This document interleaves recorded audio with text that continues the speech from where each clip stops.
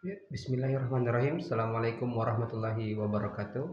Perkenalkan, nama saya Ahmad Kindi Alasfar dengan NIM 105611112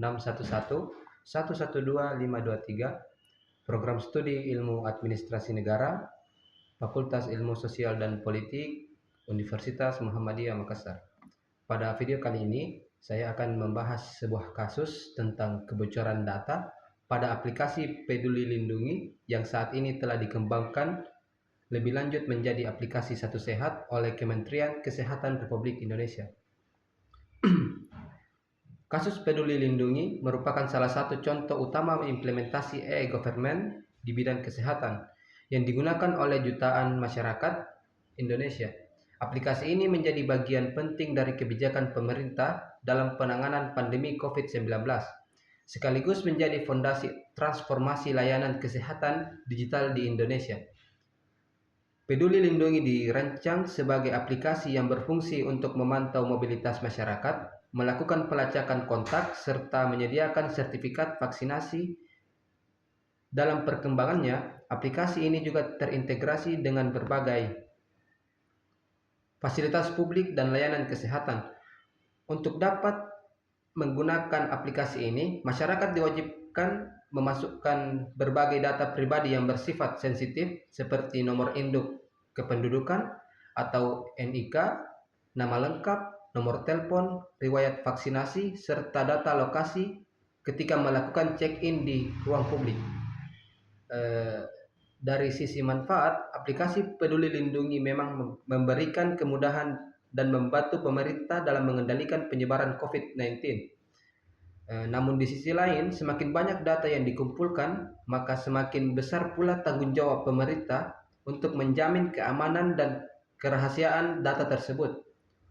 Dalam praktiknya, muncul berbagai permasalahan yang menunjukkan bahwa sistem keamanan Peduli Lindungi belum sepenuhnya siap. Masalah utama pada kasus ini, dugaan kebocoran data pengguna. Beberapa media online memberitakan bahwa data dari aplikasi Peduli Lindungi diduga bocor dan dapat diakses oleh pihak tidak bertanggung jawab. Bahkan data milik tokoh-tokoh publik dan pejabat negara juga disebut-sebut ikut terdampak. Hal ini menimbulkan kekhawatiran besar di tengah masyarakat karena data yang tersimpan dalam aplikasi tersebut mencakup identitas pribadi yang sangat penting. Selain kebocoran data, masalah lain yang juga muncul yaitu pengelolaan akses data yang belum jelas dan transparan. Data Peduli Lindungi tidak hanya digunakan oleh satu instansi, tetapi juga terintegrasi dengan berbagai lembaga dan sistem lain. Namun, masyarakat tidak mendapatkan penjelasan yang memadai mengenai siapa saja yang berhak mengakses data tersebut, untuk tujuan apa data digunakan, serta bagaimana mekanisme pengawasannya. Kurangnya transparansi membuka peluang terjadinya penyalahgunaan data baik secara sengaja maupun tidak sengaja. Masalah keamanannya itu minimnya komunikasi publik terkait perlindungan data. Pemerintah lebih banyak menekankan manfaat aplikasi dibanding kurang memberikan edukasi kepada masyarakat mengenai hak-hak mereka sebagai pemilik data. Banyak pengguna yang tidak memahami apakah data mereka disimpan secara permanen, apakah data tersebut dapat dihapus, serta apa yang harus dilakukan jika terjadi kebocoran data. Kondisi ini menunjukkan bahwa aspek literasi data dan perlindungan privasi masih belum menjadi prioritas utama. Pada sistem peduli lindungi tersebut tentu memberikan dampak yang signifikan bagi masyarakat. Ada beberapa dampaknya. Yang pertama itu menurunnya rasa aman masyarakat terhadap layanan digital pemerintah. Ketika data pribadi dianggap tidak aman, masyarakat akan merasa ragu dan khawatir dalam menggunakan aplikasi pemerintah. Dampak kedua itu menurunnya tingkat kepercayaan publik terhadap pemerintah, khususnya dalam hal pengelolaan teknologi dan data digital. Kepercayaan publik merupakan modal utama dalam penyelenggaraan pemerintahan yang baik, sehingga ketika kepercayaan ini semakin menurun, maka efektivitas kebijakan publik juga akan terganggu. Dari dampak yang saya sebutkan tadi itu, menurut saya pemerintah perlu melakukan sejumlah langkah perbaikan yang konkret dan berkelanjutan.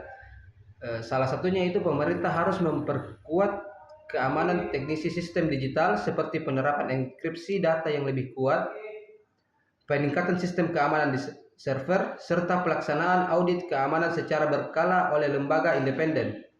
Langkah ini penting untuk memastikan bahwa sistem yang digunakan benar-benar mampu melindungi data masyarakat dari ancaman peretasan dan kebocoran. Yang kedua itu, pemerintah perlu menerapkan pembatasan akses data yang lebih ketat dengan sistem berbasis peran dan kewenangan. Tidak semua pihak atau instansi harus memiliki akses penuh terhadap data pribadi masyarakat. Akses data harus disesuaikan dengan kebutuhan dan fungsi masing-masing lembaga, serta diawasi secara ketat untuk mencegah penyalahgunaan. Dalam Undang-Undang Perlindungan Data Pribadi harus dilakukan secara konsisten dan tegas. Setiap pelanggaran terhadap perlindungan data harus diberikan sanksi yang jelas, baik kepada individu maupun institusi yang terlibat. Penegakan hukum yang tegas akan memberikan efek jera dan mendorong peningkatan standar keamanan data di lingkungan pemerintahan. Sebagai penutup itu, bahwa kasus kebocoran data Peduli Lindungi menunjukkan bahwa digitalisasi pemerintahan tidak hanya soal teknologi, tetapi juga soal tata kelola dan tanggung jawab. Aplikasi pemerintahan yang digunakan oleh jutaan masyarakat harus didukung oleh sistem keamanan yang kuat, transparansi pengelolaan data, serta perlindungan terhadap hak-hak masyarakat sebagai pemilik data. Saya berharap kepada pemerintah dapat menjadikan keamanan data sebagai prioritas utama dalam setiap kebijakan digital, sehingga transformasi digital pemerintahan dapat berjalan secara aman, terpercaya, dan berorientasi pada kepentingan publik. Sekian dari saya. Wassalamualaikum warahmatullahi wabarakatuh.